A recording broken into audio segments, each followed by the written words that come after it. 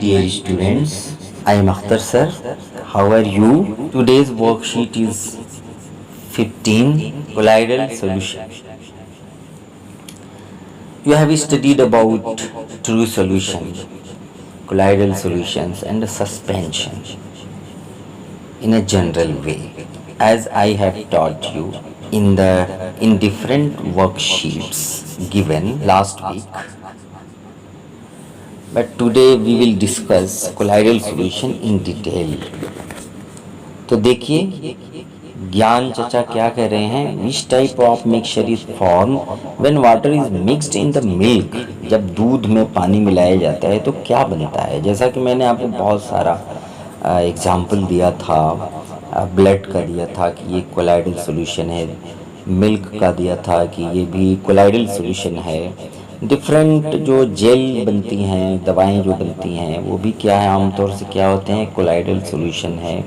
जिज्ञासा दीदी कह रही हैं, here we will get a heterogeneous mixture. In this mixture the particle size is bigger than the particle size of a true solution but smaller than the particle size of a suspension.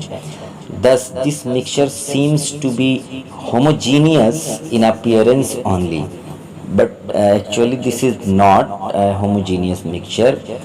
This type of mixture is called colloidal solution. कह रही हैं कि देखने में तो लगता है कि ये homogeneous mixture है, बट एक्चुअली होता नहीं है, ये हेट्रोजीनियस ही होता है, क्योंकि इसमें पार्टिकल्स थोड़ा बड़े होते हैं ट्रू सॉल्यूशन से, लेकिन वो अच्छे से मिक्स होते हैं और लगता नहीं है कि ये सस्पेंशन है, या इसे हम आसानी से बाय फिज़िकल मेथड्स हम अलग नहीं कर सकते।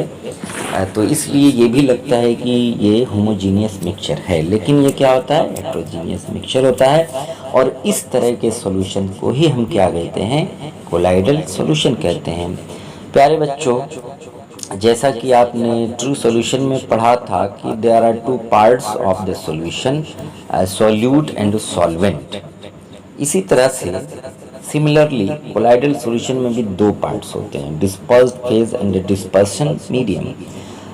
If we compare dispersed phase and dispersion medium to the true solution parts, then we can say dispersed phase is equal to solute and dispersion medium is equal to solvent। मतलब कहने का ये है कि जैसे सॉल्यूशन में solute होता है, उसी तरह से इसमें डिस्पर्स्ड फेज होती है, और सॉल्यूशन में यानी ट्रू सॉल्यूशन में जैसे सॉल्वेंट होता है, उसी तरह से इसमें डिस्पर्शन मीडियम होता है, यानी डिस्पर्स्ड फेज को डिस्पर्शन मीडियम में मिलाया जाता है। जिस तरह से सॉल्यूशन में सॉल्यूट को सॉल्वेंट में मिलाया जाता है, तो आमतौर से सॉल्वेंट ज़्यादा होता है, और मैंने बताया होगा किसी वीडियो में कि आमतौर से तो सॉल्वेंट ज़्यादा होता है, लेकिन एक बहुत सारे ऐसे एग्जांपल्स होते हैं जिसमें सॉल्वेंट कम होता है लेकिन फिर भी वो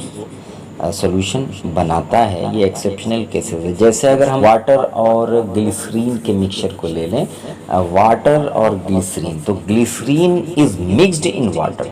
ग्लिसरीन वाटर में मिक्स्ड होती है, लेकिन इसमें ग्लिसरीन ज़्यादा होती है, वाटर कम होता है। हालांकि वाटर ही क्या है, इसमें सॉल्वेंट होता है, तो वो एक अलग चीज़ हुई, थोड़ा हायर लेवल की। लेकिन यहाँ जनरली ये है, अगर हम कोलाइडल सॉल्यूशन की बात करें, डिस्पर्स्ड फेज डिस्पर्शन मीडियम में मिलाई जाती है। तो ये ज़रा समझने की बात थी। अब हम देखते हैं प्रॉपर्टीज़ ऑफ कोलाइडल सॉल्यूशन। क्या क्या प्रॉपर्टीज़ होती हैं ये मैं पहले ही बता चुका हूँ, लेकिन एक बार वर्कशीट भी आ चुकी है प्रॉपर वे में, तो देख लेते हैं। It is heterogeneous mixture which is stable in nature, जैसा कि आपने पहले पढ़ा। फिर कह रहा है कि the size of particles of colloid is too small to be individually seen by naked eyes.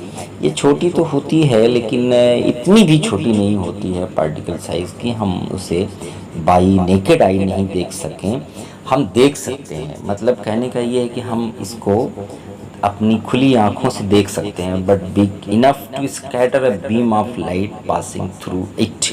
कहा जाता है कि जब कोलाइडल सॉल्यूशन होता है तो उसमें जब लाइट पास होती है तो वो स्कैटर हो जाती है। कौन करता है? अब जो पार्टिकल साइज होता है कोलाइड का पार्टिकल साइज इतना बड़ा होता है कि जो बीम ऑफ लाइट होती है उसको फैला देती है और फैला देता है। ये जो भी पार्टिकल्स जो होते हैं कोलाइड के बीम ऑफ लाइट को स्कैटर कर देते हैं, फैला देते हैं।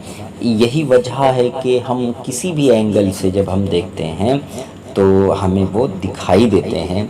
और इसी इफ़ेक्ट को हम क्या कहते हैं? टिंडाल इफ़ेक्ट कहते हैं। टिंडाल एक साइंटिस्ट थे, टिंडाल ने ये एक्सपेरिमेंट किया था, तो उन्हीं के नाम पर ये इफ़ेक्ट होता है और इसका नाम पड़ गया टिंडाल इफ़ेक्ट। तो टिंडाल इफ़ेक्ट कोलाइडल सॉल्यूशन की most popular and most important property है। देख लीजिएगा इसको। पूछता है आमतौर से कि what do you mean by Tyndall effect, explain in it by example. तो एग्जाम्पल भी दिया हुआ है, आप डायग्राम भी बना सकते हैं। प्यारे बच्चों, तो मेरे ख़्याल से ये समझ गए होंगे आपकी ये जो प्रॉपर्टी है ये क्या कहना चाह रही है, इसमें क्या बताया गया है, देख लीजिएगा। फिर इसी बेसिस पे देखिए some examples of colloid solution, और भी बहुत सारी प्रॉपर्टीज़ होती हैं। इसके अलावा देख लीजिएगा एक और दी हुई है, it's particles can not be separated by filtration process. मतलब मैं अभी जो बता रहा था कि फिज़िकल मेथड से इसको भी हम आसानी से सेपरेट नहीं कर सकते, अलग नहीं कर सकते। किसे? पार्टिकल्स को और सॉल्वेंट को, मतलब डिस्पर्स फेज और डिस्पर्शन मीडियम को। और भी बहुत सारी प्रॉपर्टीज़ हैं, आप बना सकते हैं। आप ये कह सकते हैं कि इसके जो पार्टिकल्स होते हैं सेटल डाउन तो हो सकते हैं, लेकिन इतनी आसानी से नहीं होते जैसे कि सस्पेंशन में हो जाते हैं। और ट्रू सॉल्यूशन के तो बिल्कुल ही सेटल डाउन नहीं होते। तो अगर हम तीनों में डिफरेंशिएट करें, इससे पहले वाले वीडियो में या ऑडियो में मैंने बताया था, मुझे याद आ रहा है कि तीनों में किस तरह से हम डिफरेंशिएट करते हैं बच्चों। तो एनीवे, ज़रूरत होगी तो मैं फिर एक वीडियो इन तीनों में किस तरह से डिफरेंशिएट करते हैं बना दूंगा।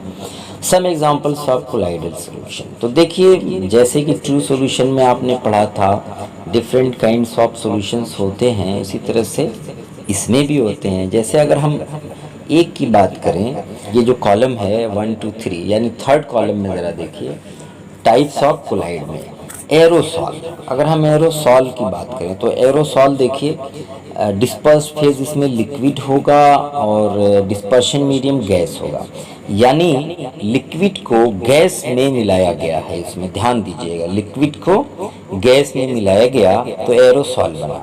अब एग्जाम्पल के तौर पे फॉग दिया है, क्लाउड दिया है, मिस्ट दिया हुआ है। तो देख लीजिएगा सॉलिड है, सॉलिड को अगर हम गैस में मिलाते हैं यानी सॉलिड इसमें डिस्पर्स फेज है और डिस्पर्शन मीडियम क्या है? गैस। तो सॉलिड को जब हम गैस में मिलाते हैं तब भी एरोसॉल बनता है। इसका एग्जांपल स्मोक, ऑटोमोबाइल एग्जॉस्ट। इसी तरह से आगे आप देख सकते हैं डिफरेंट एग्जांपल्स। या आपकी चीज़ है याद करने वाली, याद कर जाइएगा। उसके बाद जो नीचे क्वेश्चंस दिए हुए हैं इनकी प्रैक्टिस कर लीजिएगा। अगर कोई प्रॉब्लम होती है तो ज़रूर पूछिएगा। पूछने से और प्रैक्टिस करने से ही आपका आगे का काम जारी रहेगा, आपको समझ में आएगा और परेशानी नहीं होगी। तो समझ गए मेरे प्यारे बच्चों। इसी के साथ अख्तर सर को दीजिए इजाज़त। Okay, thank you very much, bye bye.